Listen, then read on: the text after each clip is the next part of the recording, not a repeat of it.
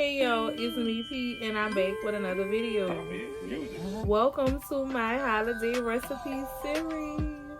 This series will feature this seafood chicken sausage gumbo. Yes, it does have filet. I just recently bought this new pie. That was my first time cooking in a pie. I loved it. I also show y'all what pot I use, what spoon I use to cook my roux. I cannot wait to show y'all that recipe.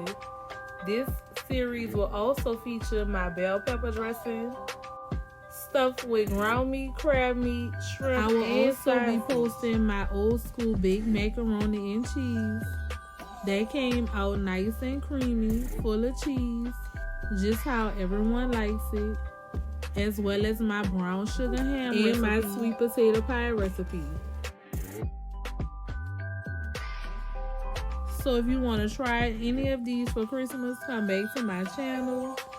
Click the recipe playlist and they are there for you.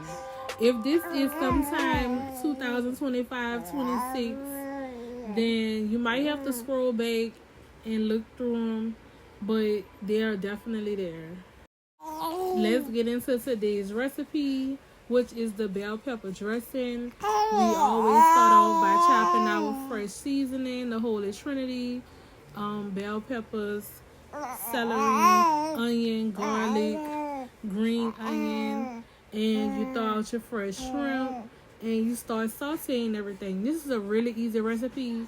Don't be afraid to try this one because it's so super simple. I'm literally trying to figure out how to make this video longer because it's just that easy and to the point. You basically sauteing a bunch of meats and then you're gonna thicken it up with some breadcrumbs. So to make, I think it was about 5 bell peppers, but you cut them in half and it makes about 10 stuffed bell peppers. I used a pound of ground meat, about half a pound of shrimp, 1 whole sausage link that I cut into 4s, and I don't have my video cutting it, and I use half of this container of jumbo lump crab meat, blue crab meat. So you're gonna add the seafood in when your ground meat is done cooking, when your bell peppers and all of your onions and celery is done getting soft and tender. Then you're gonna add this in right before it's time to stuff your bell peppers because you don't want to overcook the seafood. You could definitely leave out any of these. You could leave out the crab meat for sure. The crab meat is not necessary. People usually just do it with the ground beef, but I do like to add crab meat in mine once in a while. And I caught this crab meat on sale and had it in my freezer, and I've been waiting to use it, so that's what I used it for. Crab meat is very, very expensive. They do have crab meat in a can that's like $2 or $3. It works pretty good, but it's very thin. It's like watered down. It's not as meaty, so I wouldn't really suggest using it unless you really just want to try it on a budget. That's absolutely fine. So next you want to go ahead and season everything, and y'all look at how much. This is all the season I added because your bell peppers, onions, and garlic is the flavor, as well as the next step that I'm going to show y'all will be flavor. So this is how much I added of each seasoning, and it was just right. No salt is needed. Salt is incorporated into these other seasonings and all of the meats, so you definitely don't want to add salt to this recipe. It's just not going to taste good at all.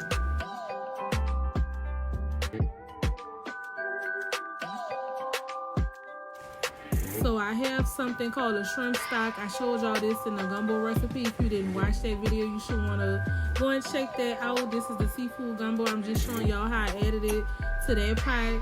But this time I had it already strained in the container, and I'm adding it to the bell pepper dressing right here.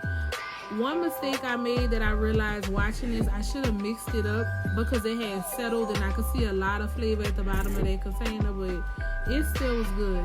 And then we have bell pepper water over here. The bell peppers are boiling in that water. It's gonna have like that infused flavor instead of just getting regular water from the zinc.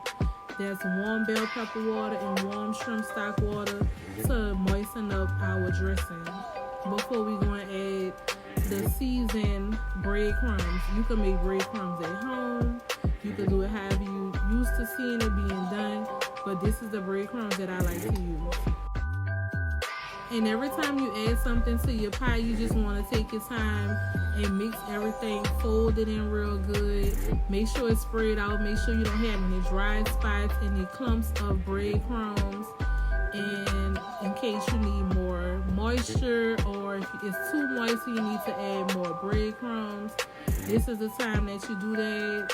And you can also taste it at this point because you're done and it's time to stuff the bell peppers. When you boil them, you kind of want to just boil the water and then sit the bell peppers in there for them to just get slightly tender. You don't want them to get soft and mushy because they still have to go in the oven to get cooked. So this is how they're going to look.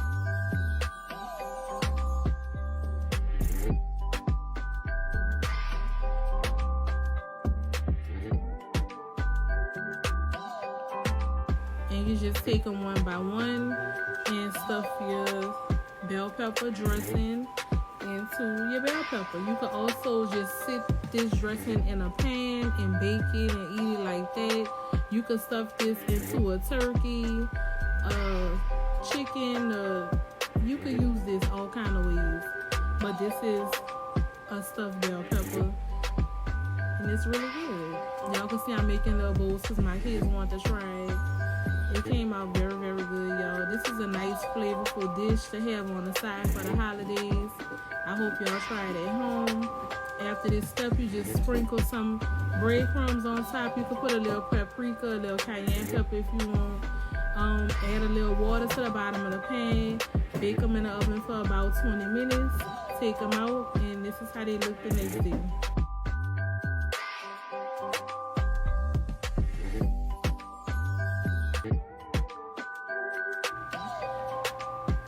Thank y'all so much for watching this video. Everything really came out good. I hope y'all try these recipes at home. This is me trying the food the next day. I don't know if Rihanna was tired or just hungry looking at my food. Look at her, y'all. My baby was only just turning 4 months on this video.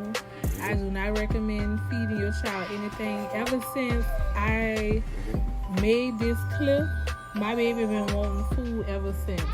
I actually ended up giving her a little bit of, I gave her a small piece of sweet potato pie, just some of the sweet potato mix, and y'all, my baby been wanting to eat ever since.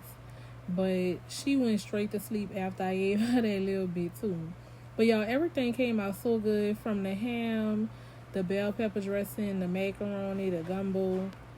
The key to good holiday food is moisture. I just feel like you don't want nothing to be dry. You don't want anything overcooked. Just paying attention to how long you cooking stuff for, how hot the stove is, how hot the oven is. Like, that's some major tips as well for cooking good holiday food, is just having things moist and not overcooking anything, not having anything too high. I have my heat. But I hope y'all enjoy these. Don't forget to like, comment, subscribe, share this video, and keep coming back. Check out playlists.